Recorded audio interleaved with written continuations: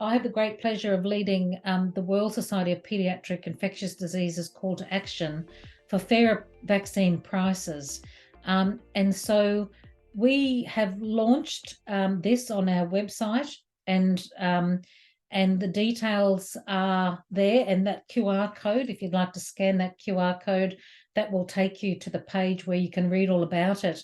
But we're really calling for fairer prices for all countries, low and middle income countries with less resources, so that there's not this delay that we've seen of 23 years for pneumococcal vaccine, 17 years for HPV and rotavirus vaccine. And, to try and prevent this, COVID has really shed a spotlight on the inequity of vaccines around the world and access to them. But we know that that's been around in pediatrics for decades.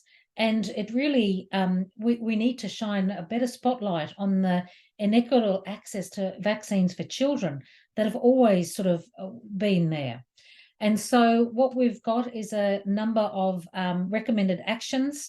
Many things already being, from the back of COVID are starting to happen, thankfully, in terms of developing country manufacturers. So a lot of investment in Africa to get vaccines made in Africa. And so they have a plan that by 2030 that they will be able to make 60% of their vaccines in Africa and for Africa.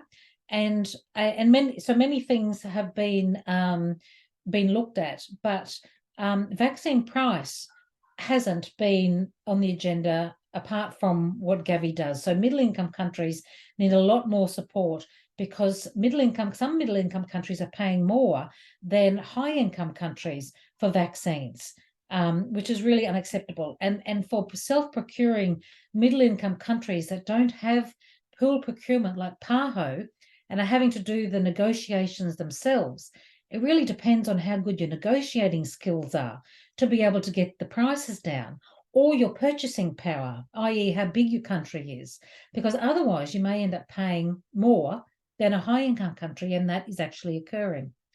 And so I'm very proud to say that the Australasian Society of Infectious Diseases, which I'm a member of, has signed the call to action that WSPID is calling on, ensuring fair prices for all vaccines for all countries with limited resources.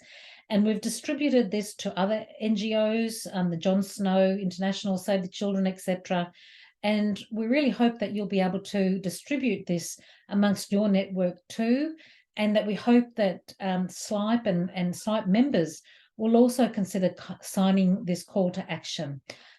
We're launching this in a panel discussion at WSPID next month on the 17th of November. So I hope many of you are coming.